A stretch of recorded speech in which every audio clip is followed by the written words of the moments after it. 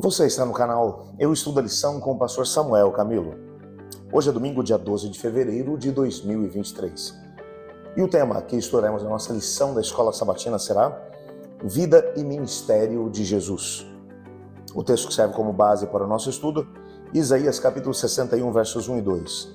O Espírito do Senhor Deus está sobre mim, porque o Senhor me ungiu para pregar boas novas aos pobres, enviou-me a curar os quebrantados de coração e proclamar libertação aos cativos, e apregoar o ano aceitável do Senhor, o dia da vingança do nosso Deus, e consolar todos os que choram. Quando olhamos para a Bíblia e percebemos o relato que Lucas faz a respeito de Cristo Jesus, bem como do momento em que ele começou o seu ministério público, descobrimos alguma coisa que é, no mínimo, revolucionária. Lucas começa apresentando Jesus indo até João Batista, e no momento em que João Batista o batiza, Lucas o coloca de forma muito clara dentro daquela cena enquanto ele orava. Ele é o único dos evangelistas, mesmo dos evangelhos sinóticos, que vai trabalhar a ideia de que Jesus, logo depois do seu batismo, ele começa a orar. E então o céu se abriu. O Espírito de Deus desceu sobre ele em forma corpórea, como uma pomba, e do céu ouviu-se uma voz que dizia: "Esse é meu filho amado, em quem me comprazo." Na sequência, o texto bíblico também vai dizer que Jesus, movido pelo Espírito, foi para o deserto. E ele foi para o deserto principalmente porque ele tinha um ministério a desempenhar. E ele precisava agora, como um ser humano, como homem, Jesus homem, precisava agora ter noção daquilo que o Pai tinha para ele. Ele sabia perfeitamente que havia um ministério para ser desenvolvido, mas por onde começaria? Quais seriam os passos que tinham que ser desenvolvidos? Esse é um dos mistérios mais tremendos que nós encontramos sobre o aspecto da encarnação de Jesus. Apesar de ser 100% Deus e de, em algum momento da eternidade, ele mesmo ter participado do processo de planejamento daquilo que aconteceria quando ele se tornasse carne, mas ele escolheu, como disse o apóstolo Paulo na carta aos Filipenses, no capítulo 2, esvaziar-se de si mesmo e assumir a forma de servo, indo até a morte e morte de cruz. E agora, por isso, ele tem essa dependência tão grande do Pai. Para saber o próximo passo que ele deveria seguir, ele dependia totalmente do Pai. Noites inteiras em oração. Agora que ele está prestes a iniciar o seu ministério, ele vai para o deserto, onde ele vai permanecer durante algum tempo. 40 dias e 40 noites em jejum e oração, nos quais ele foi tentado pelo inimigo, mas venceu o inimigo. E agora, depois dessa vitória, Lucas ainda vai dizer que ele, cheio do Espírito e movido pelo Espírito, ele vai para a região da Galileia. A Galileia era uma região de uma mistura de gente, um povo que era visto como um povo inculto. A maior parte deles eram pessoas extremamente pobres, eles não tinham a possibilidade de frequentar as melhores escolas. O pessoal mais do sul, ali da região de Jerusalém, era onde se encontravam as principais escolas rabínicas, onde as pessoas que tinham um pouco mais de recursos vinham para poder estudar.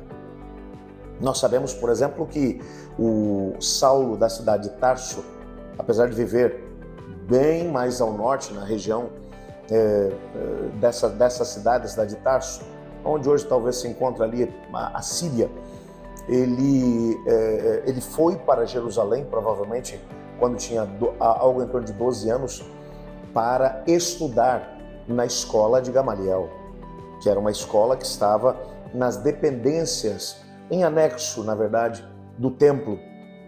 Jesus Cristo, no auge dos seus 12 anos, ele vai até o templo para poder participar de todas as celebrações da Páscoa, e ele vai passar 3 dias junto com as pessoas dali do templo, falando ou discutindo a respeito das Escrituras Sagradas. Provavelmente com o próprio Gamaliel, que era o responsável por essa escola, professor de ninguém menos do que Saulo de Tarso, de Saulo de Tarso. Saulo, ele mesmo se apresenta como um homem de uma família importante, provavelmente um homem rico. Sabemos que ele possuía uma irmã que morava em Jerusalém. E ele vai para essa escola a fim de se preparar. Era isso que faziam as pessoas que tinham um pouco mais de condições. Mas a região da Galileia era uma região de obscuridade, é tanto que quando os próprios inimigos de Jesus sabem que ele está vindo de lá da Galileia, eles vão dizer, pode vir alguma coisa boa de lá? Lembra do Natanael, quando soube por Filipe que Jesus era o Messias? Ele disse, mas de onde ele é? De Nazaré, na Galileia. Ele vai dizer, pode vir alguma coisa boa de lá? Era uma região de gente inculta, de gente pobre, de gente sofrida, a grande maioria deles. E como mencionava, os próprios inimigos de Jesus chegaram a dizer, existe algum histórico de algum profeta que veio da Galileia? Aquela é uma região de gente inculta, de gente sofredora.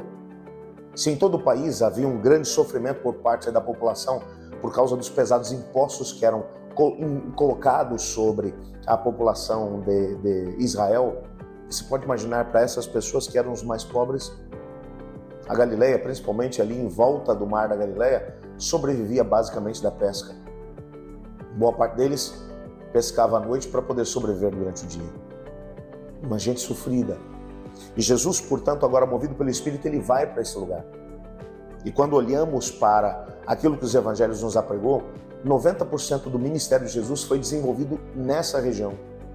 Foi nesse lugar onde ele operou a maior parte dos seus milagres, aonde ele curou a maior parte de pessoas, aonde ele expulsou a maior parte dos demônios, aonde ele mais pregou e mais ensinou.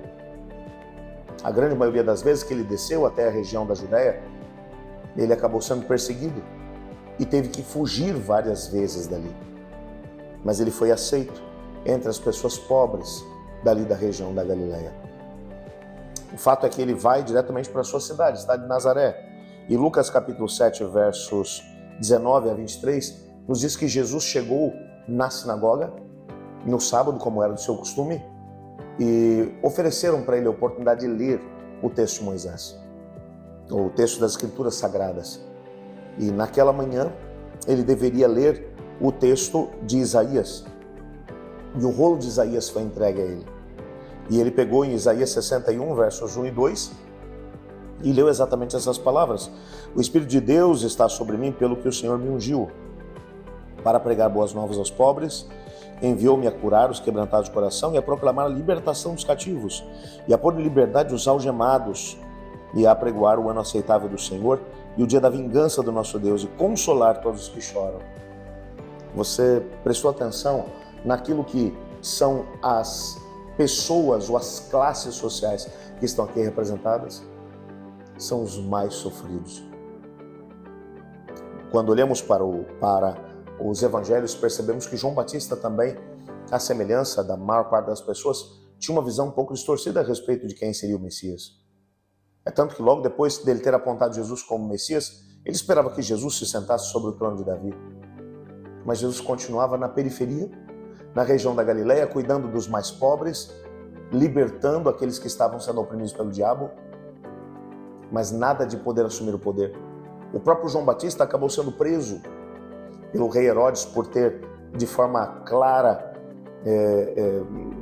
combatido os pecados que o rei havia cometido. E agora, enquanto está preso, ele chama alguns dos seus discípulos e diz, vão até Jesus e perguntem se era ele mesmo aquele que deveria vir, ou se devemos esperar outros. E nisso, Jesus olhou para eles e disse, esperem aqui. E durante todo aquele dia eles ouviram Jesus pregando, Jesus curando, Jesus libertando as pessoas dos poderes das trevas, Jesus ensinando os mais pobres, Jesus alimentando o faminto, trazendo esperança para os desesperançados. E então, quando no final do dia ele se aproxima dos discípulos de João e diz assim, vão lá e digam para João que os cegos veem, que os coxos andam e que o reino dos céus é apregoado para os mais pobres. E quando eles chegaram com essa informação para João, João entendeu que Jesus realmente era o Messias. Ao falar sobre isso, Ellen White, no livro Deserto às Nações, na página 164, ela diz assim, como os discípulos do Salvador, João Batista não compreendia a natureza do reino de Cristo. Esperava que Jesus tomasse o reino de Davi. E com o passar do tempo, sem que o Salvador reivindicasse qualquer autoridade real, João ficou perplexo e perturbado. Mas quando soube que Jesus estava trabalhando com esses mais desfavorecidos, ele reconheceu em Jesus o Messias, porque o Messias deveria trabalhar com os menos favorecidos. Uma pergunta que nesse momento não quer calar é: se os menos favorecidos estavam na agenda de Cristo Jesus enquanto ele esteve aqui na terra, não deveriam eles estar também na nossa agenda? Vamos pedir a Deus para que Ele também coloque no nosso coração essa responsabilidade pelos que sofrem.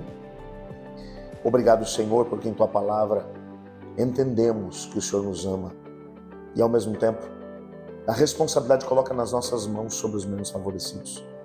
Ajuda-nos a podermos seguir os passos de Jesus, pois é no nome dele que oramos. Amém. Eu estudo a lição e você?